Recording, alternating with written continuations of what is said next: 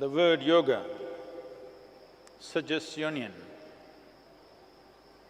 When we say union, it is true right now in individual experience that what is you and what is the other is distinctly separate. This separation is a certain mechanism to assist the survival process. It is useful only to protect this life, protect this physical body and to survive. So yoga, the word yoga suggests union because unless you transcend this boundary of individuality, there is no way life can happen. Even now as you sit here, in the simplest possible level, what you exhale, the trees are inhaling, what they exhale, you are inhaling. There is a transaction. So your individuality or what you think is so distinctly separate from everything around you is one big lie that only you believe. The trees don't believe that. Nothing else in the universe believes that, only you. What was not you yesterday has become you today because of the food that you've eaten. What is you today, some of it will not be you tomorrow because it will go out of the body in some form. So what is you and what is not you is not a fixed boundary, there is a constant transaction. Not just on this level, as you sit here, every subatomic particle in your body is transacting with everything in the existence. So this idea of individuality, if it's not transcended with yoga, you have a very wrong perspective of what you are, what this life is, what is the nature of the existence around you. As you breathe, the transaction is happening, not just with the trees, with everybody around you and with everything in the universe, in so many different ways, in more ways than you could ever understand. Transactions are happening. If this transaction cease, this life will cease.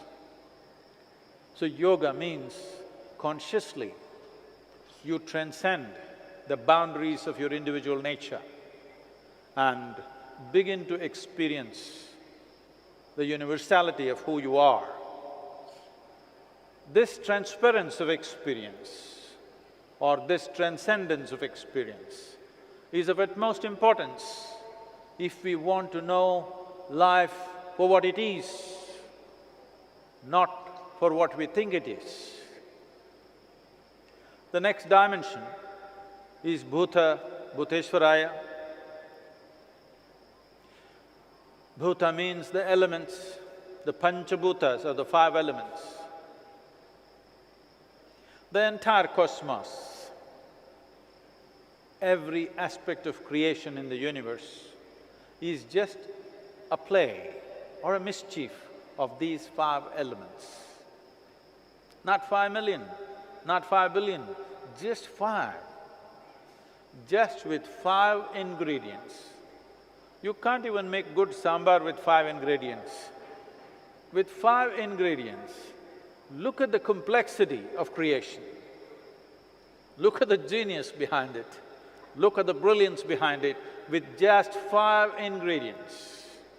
So much, everything, this, that, everything is just a consequence of 5 ingredients. So becoming a master of the 5 elements is most important because without this, You are a life without control. You may survive, you may make money, you may do things little better than somebody else, you may enjoy the failings of lesser men, but you will not know life, nor will you have any control over life. In its essential nature, if there is some element of control over the five elements. The next dimension is kala.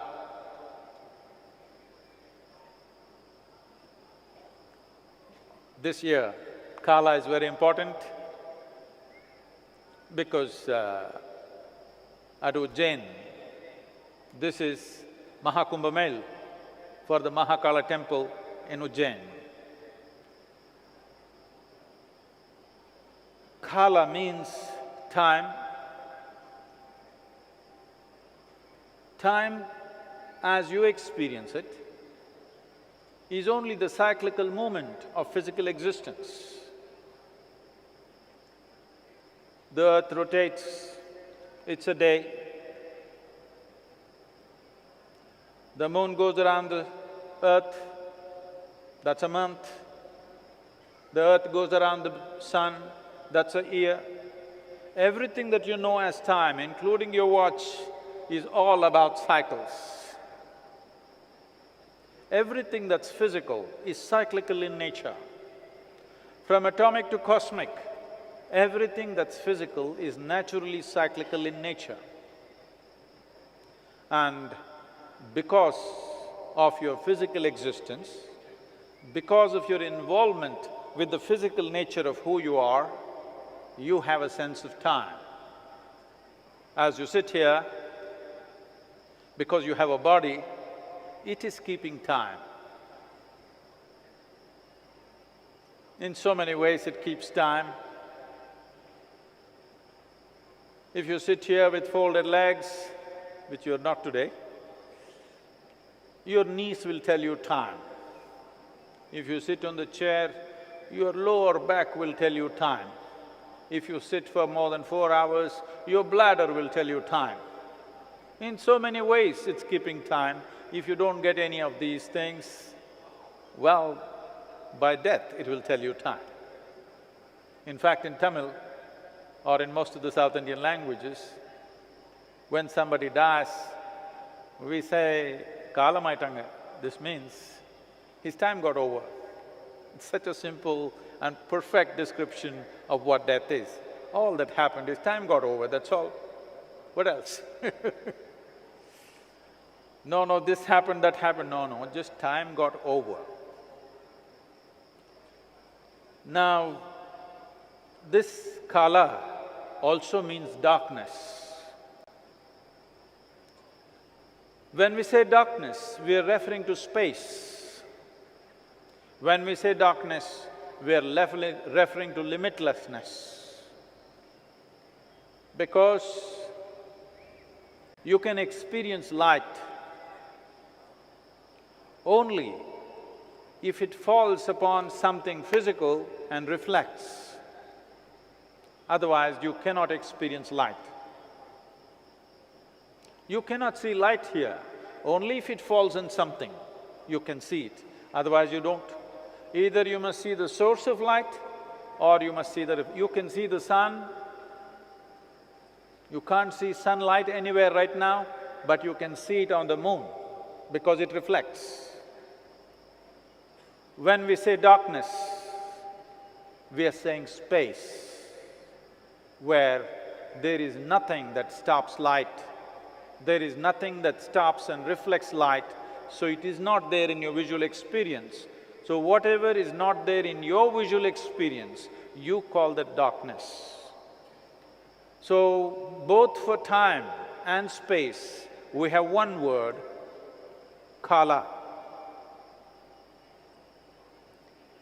And space is a consequence of time. There's a lot of argument in modern sciences as to which is first, space or time.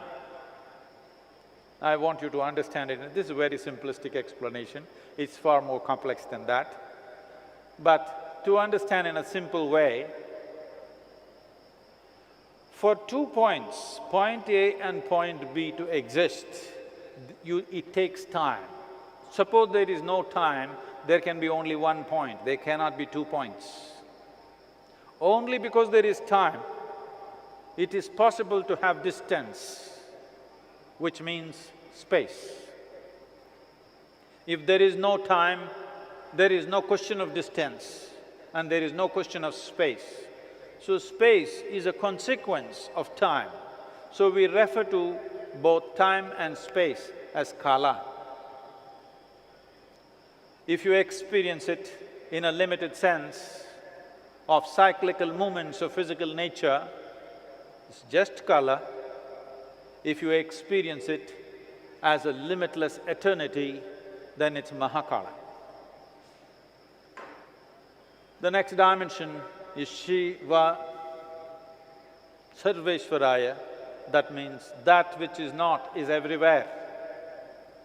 That which is can only be either here or there. That which is not is everywhere. And that which is not cannot have boundaries. So that which is not, or Shiva, is the only boundless dimension. Everything else is with boundaries. Everything else that is has a boundary, has a beginning and an end. That which is not, or what we refer to as Shiva, is Sarveshwara. That means he is all-pervasive. Shambho. Shambho means the auspicious one. When I say auspicious, most people will think maybe a wedding is auspicious, I built a new home, auspicious, I bought a new car, auspicious, or whatever else. What is the most auspicious thing in your life? If this life, you as a life, if you touched your highest possibility, today, would that be the most auspicious thing that ever happened to you?